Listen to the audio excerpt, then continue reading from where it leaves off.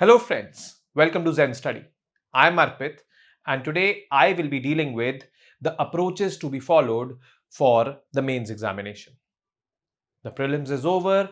We are being approached by a few students that now what should we do because they are very much hopeful of clearing prelims. And thus, I am here through this video to tell you that what should be done now.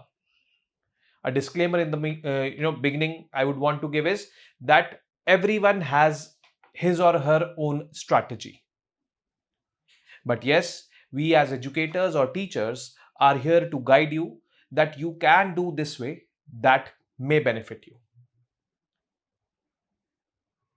So mains सबसे पहले तो ये एक आपका mental test तो है ही, mental toughness का टेस्ट तो है ही, no doubt about this fact. ये फिजिकल टफनेस का भी टेस्ट है, क्योंकि मेंस के जब पेपर होते हैं तो 3 घंटे का पेपर सुबह वाली शिफ्ट में, 2 घंटे का ब्रेक, फिर 3 घंटे का paper, next day same schedule, next day same schedule. इस तरीके से मेंस के एग्जाम कंडक्ट होते हैं। टोटल आपको 9 पेपर्स देने हैं मेंस में। 9 में से 2 तो क्वालिफाइंग है। अब सबसे पहले जो 2 क्वालिफाइंग है उनके बारे में अगर मैं बात करूं तो इंग्लिश और एक है लैंग्वेज ऑफ चॉइस।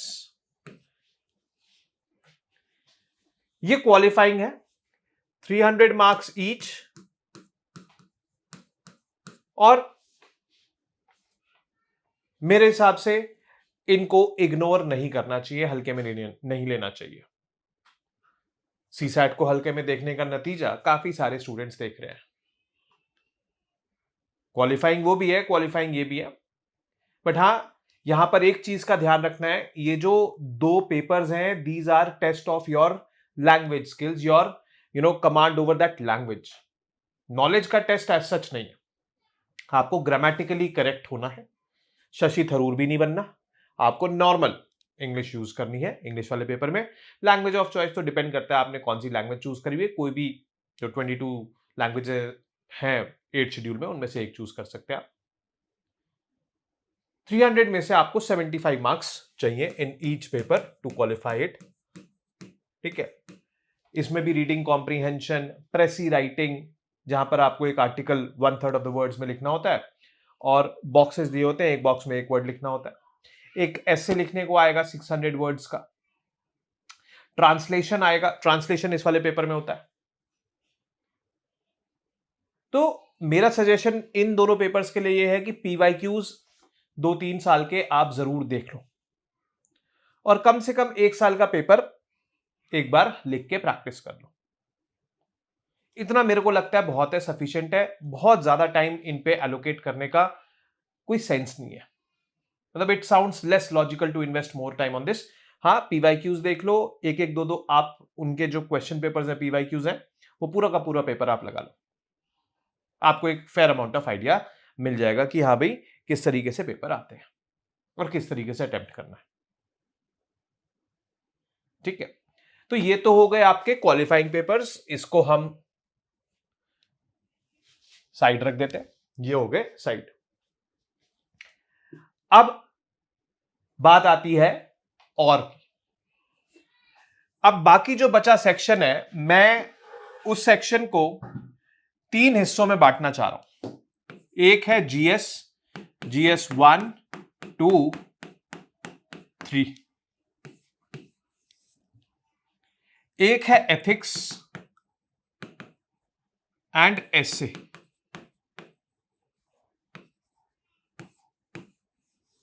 और एक है आपका ऑप्शनल सब्जेक्ट। ये 3 कैटेगरीज में आप अपने सब्जेक्ट्स को डिवाइड कर सकते हैं। इसके पीछे लॉजिक क्या है वो समझते हैं। लॉजिक ये है कि जीएस 1, 2, 3 जो है, ये जो सब्जेक्ट्स हैं, ये आपने प्रीलिम्स के लिए भी पढ़े। आपने हिस्ट्री पढ़ी है, ज्योग्राफी पढ़ी है, पॉलिटी पढ़ी है, इकोनॉमिक्स पढ़ी है, साइंस पढ़ी है, एनवायरमेंट पढ़ी है। तो अधिकतर जो सब्जेक्ट्स यहां पर आप डील करोगे, most of them you have dealt with in prelims. Comparatively content को लेके यहां पर कम टेंशन होगी। क्योंकि प्रीलिम्स आप क्लियर कर रहे हो, आप जा रहे हो मेंस लिखने के लिए। इस पे फोकस हो, और इससे रिलेटेड फोकस रिवीजन पे कम हो, रिवीजन पे कम टाइम आप दीजिए, क्योंकि लगेगा ही कम टाइम, क्योंकि आपने प्रीलिम्स में किया है, बट मेन फोकस जो हो वो आंसर राइटिंग पे हो।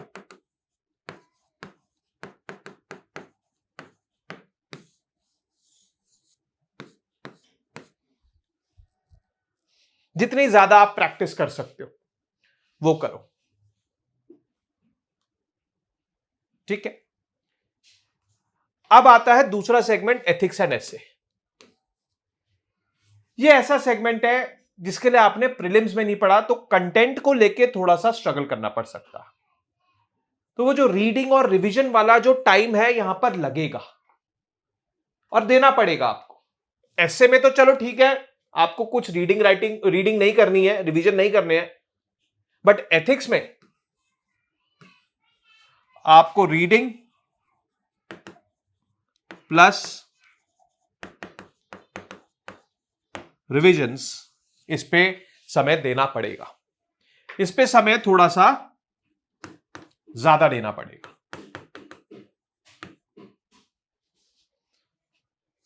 क्योंकि दोनों ही अपने आप में 250 मार्क्स कैरी कर रहे हैं। ये दोनों ही 500 मार्क्स कैरी कर रहे हैं, और यहां पर अगर आप देखोगे तो 750 मार्क्स है, 250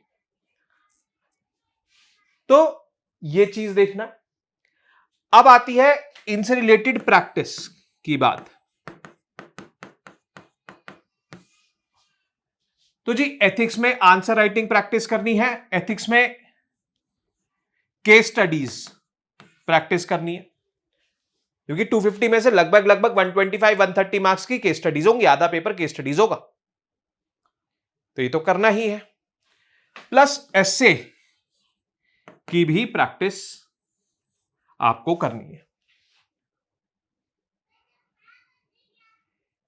ये आपको एक शेड्यूल बनाना पड़ेगा कि हफ्ते में एक ऐसे लिख लिया।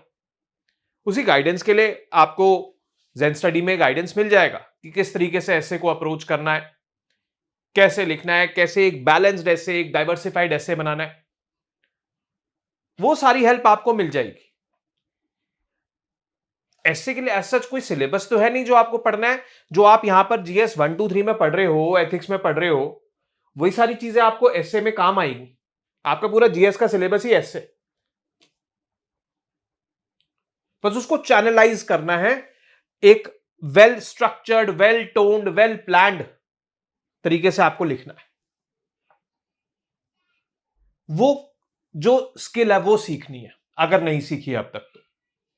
और उस स्किल को सीखने के बाद आपको प्रैक्टिस करनी है लगातार फॉर इंप्रूवमेंट्स। अगर प्रैक्टिस नहीं करोगे दिक्कत है, बेकार है फिर, ठीक है। तो इस तरीके से करना है कि हफ्ते में एक ऐसे आप लिख लो, अटेम्प्ट कर लो।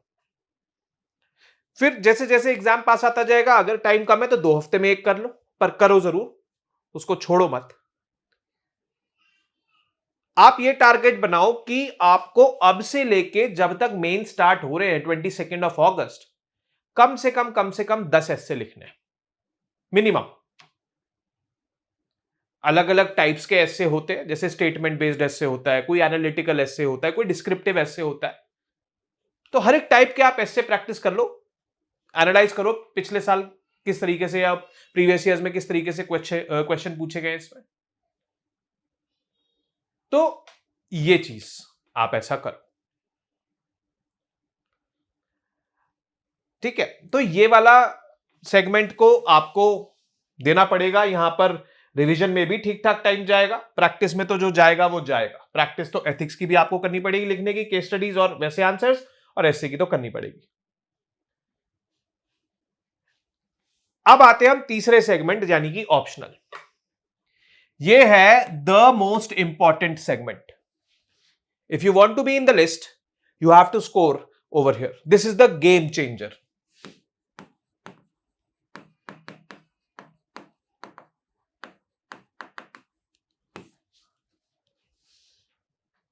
यहां पर अगर 250, 270 या इससे ऊपर मार्क्स आ जाते हैं, there will be high amount of chances that you will be there in the list. Game changers ये दोनों भी हो सकते हैं आपके लिए, no doubt about this fact. यहां पर भी 140 तक मार्क्स मैंने देखे एथिक्स में, ऐसे में भी मैंने 160 तक मार्क्स देखे।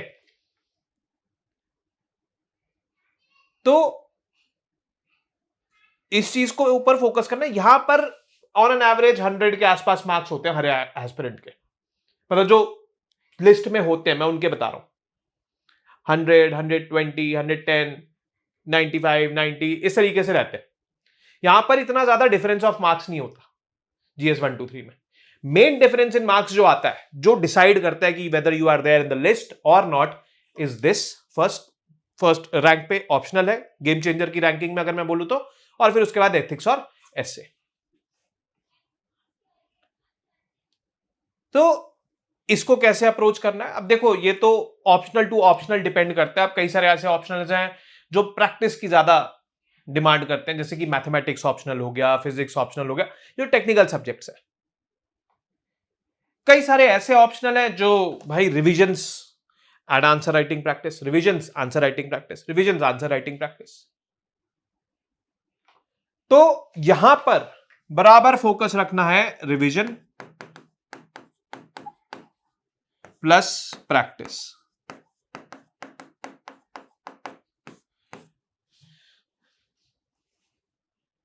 सिंस ये गेम चेंजर है तो यहां पर आपको मेरे हिसाब से ज्यादा फोकस देना चाहिए। तो इस तरीके से एक बैलेंस्ड अप्रोच आपको अपनानी पड़ेगी। आपको ये नेग्लेक्ट नहीं करना। अगर आप ये नेग्लेक्ट करोगे तो ये आपका वीक पॉइंट बन जाएगा। आपको ये बिल्कुल नेग्लेक्ट नहीं करना है, ये तो आप नेग्लेक्ट कर ही नहीं सकते, ऐसा है। तो ये चीज आपको अपना जो डेली रूटीन आप बनाओगे, अब उस डेली रूटीन में आपको क्या क्या कंपोनेंट्स डालने हैं, मैं इसको कंपोनेंट ए बोल देता हूं, मैं इसको कंपोनेंट बी बोल देता हूं, और मैं इसको कंपोनेंट सी बोल देता हूं। ठीक है। तो अब हमारा जो डेली रूटीन है, जो लोग मेंस दे रहे हैं वो किस तरीके से अप्रोच कर सकते हैं। ठीक है, हमारे को डेली रूटीन में कंपोनेंट ए देना है, कंपोनेंट बी देना है, कंपोनेंट सी देना है। अगर हम डेली तीनों कंपोनेंट्स को टाइम दे देते हैं तो एक्चुअली में आप एक बैलेंस्ड अप्रोच के साथ चल रहे हो। कंपोनेंट सी को ज्यादा टाइम देना है, कंपोनेंट बी को उसके बाद टाइम देना है, मॉडरेट, और कंपोनेंट ए को आपको लीस्ट टाइम देना है। पर टाइम देना है। प्रैक्टिस तीनों की करनी है।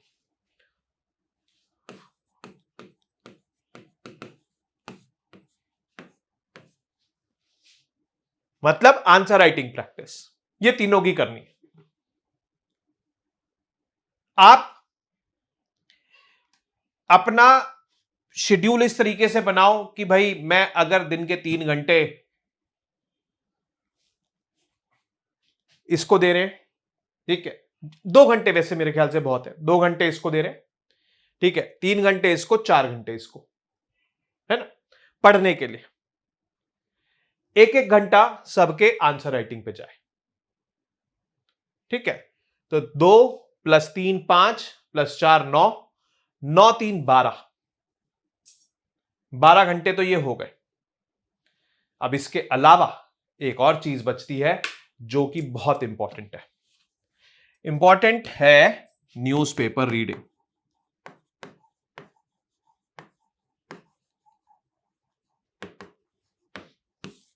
ये इग्नोर नहीं होना चाहिए।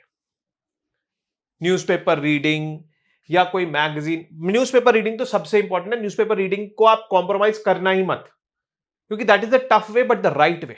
Toppers are doing it. उसमें कई सारे ऐसे एडिटोरियल्स आपको मिलेंगे पढ़ने को जहां से क्वेश्चन आपको मेंस में दिखेंगे। तो इस पे टाइम जरूर आप दें, 1 1.5 घंटा दे दें। फिर उसके बाद वो मैगजीन्स आ जाती हैं मेंस के लिए। आप current affairs magazine, monthly magazine वगैरह आप देख सकते हो, योजना देख सकते हो। तो दिन इस तरीके से आप बांटो अपना, और 6 घंटे की नींद तो जरूर हो, ठीक है, वो बहुत जरूरी है। क्योंकि अगर नींद नहीं होगी ना, if you don't sleep well, you will not be able to retain the facts, ठीक है। तो ये चीज है। अब देखो, मैंने तो एक आपको डेली वाला जो प्लान बताया उसमें तीनों कंपोनेंट्स डाल दिए। अब इसमें कोई अगर मॉडिफाई करना चाहता है तो कर सकते हैं। आप बी कंपोनेंट आपने नहीं उठा रखा आजकल, ए उठा रखा है, ए को ही आपने 5 घंटे दे दिए, तो पहले ए पूरा खींच लिया आपने, थोड़े दिनों बाद बी उठाया है, आप ऐसा कर सकते हो। बट इसको नहीं करना है नजरअंदाज। सी मतलब ऑप्शनल, ये नजरअंदाज नहीं होना चाहिए, ये तो रहना ही चाहिए, ठीक है। तो इस तरीके से आपको एक ये इक्विटेबल अप्रोच है, जहां पर आपकी मजबूती है वहां पर आप कम समय दे रहे हो, जहां पर ठीक है, मतलब जैसे एसए में आपको कोई सिलेबस नहीं है, एथिक्स में है, वो भी जो शुरू का पोर्शन है, जैसे कॉर्पोरेट गवर्नेंस वाला टाइप हो गया, एथिक्स वैल्यूज क्या है और इमोशनल इंटेलिजेंस, इस टाइप के कॉन्सेप्ट्स है, उस वही पढ़ना आपको। केस स्टडी के लिए आपको अलग से कुछ सिलेबस नहीं है, तो वो 125 मार्क्स के लिए जो आपको पढ़ना है वो पढ़ना है, वो इतना वास्ट नहीं है कंटेंट, ठीक है। तो मॉडरेट आप उसमें समय देकर कर सकते हो, बट यहां पर प्रैक्टिस पे फोकस ज्यादा, ऐसे लिखना और केस स्टडीज अटेम्प्ट करना, ये जरूरी है। मैं इसलिए शुरू से इसको लेकर चल रहा हूं डेली, क्योंकि आपको ना आपका एक्सपोजर ज्यादा होगा कंपैरेटिवली। यहां पे आप दिन के 4 घंटे दे रहे हो, यहां पे 3 घंटे पढ़ने में और 1 घंटा लिखने में, और हफ्ते के एंड में एक दिन आप पूरे बी कंपोनेंट का जो टाइम आप देते हो उसमें पढ़ो मत, सिर्फ एक ऐसे लिखो, सिर्फ एक ऐसे लिखो। तो ऐसे में क्या होगा ना, आपकी एक बैलेंस्ड अप्रोच के साथ प्रिपरेशन चलती रहेगी अब से लेके मेंस तक, आपको टेंशन नहीं आएगी, आपको ये नहीं होगा कभी यार ये छूट रहा है वो छूट रहा है, ऐसा। एक समय बाद यहां पर क्या होगा, बी कंपोनेंट में जब आपकी कवरेज हो जाएगी, पढ़ना हो जाएगा, वो जो 3 घंटे हैं उसको कम करके 1 घंटा कर देना, जो बचे हुए 2 घंटे वो यहां पे एलोकेट कर देना, इसको स्टेडफास्ट कर देना थोड़ा। तो इस तरीके से आप अप्रोच करो, आगे बढ़ो, चीजें होंगी। ये मत भूलो कि यूपीएससी जो है, it is a test of your planning and execution. Planning portion मैंने आपको बता दिया है, एग्जीक्यूशन आपके हाथ में। Also don't forget that when you get selected, you are going to be on the rank of executive to the government of India. आप executive बनोगे. Your role will be to execute the plans, policies and laws made by the government. And जब आप senior level पे पहुंच जाओगे तो you will be making those plans, policies and laws. तो आपके में एग्जीक्यूशन स्किल्स अच्छी होनी चाहिए, प्लानिंग स्किल्स अच्छी होनी चाहिए, और आप एक बैलेंस्ड प्लान के साथ जाओगे, उसको एग्जीक्यूट करते रहोगे, things will be in your favour. And end में the most important thing, enjoy your preparation, enjoy your journey. Stress मत लेना। कहना देखो बहुत आसान है मेरे लिए, बट एक्चुअली में when you start experiencing this thing कि you start enjoying, you don't take it as a burden, आप उसको अगर enjoy करके करने लगते हो ना, तो रिजल्ट्स आपके फेवर में आते हैं। पूरी मेहनत के साथ, शिद्दत के साथ, ईमानदारी के साथ, be very honest to yourself, approach करना। और कोई भी इंसान अगर इस ईमानदारी के साथ, शिद्दत के साथ अप्रोच करता है ना, सक्सेस होती है। आप अपना बेस्ट दीजिए, बाकी ऊपर वाला बैठा है, ठीक है। तो ये था basically approach towards the mains, कैसे आप मेंस को अप्रोच करो अब से। एंड यहां पर आप हमसे कनेक्ट कर सकते हैं for any help, zen study team will be available. आपको किसी भी टाइप की हेल्प चाहिए, आपको करंट अफेयर्स रिलेटेड हेल्प चाहिए, आपको कोई मॉड्यूल्स चाहिए किसी भी सब्जेक्ट के, या फिर आपको कोई मतलब ऐसे मेंटरशिप या गाइडेंस चाहिए, तो our team is available. You can reach out to us. We would be more than happy to be part of your journey.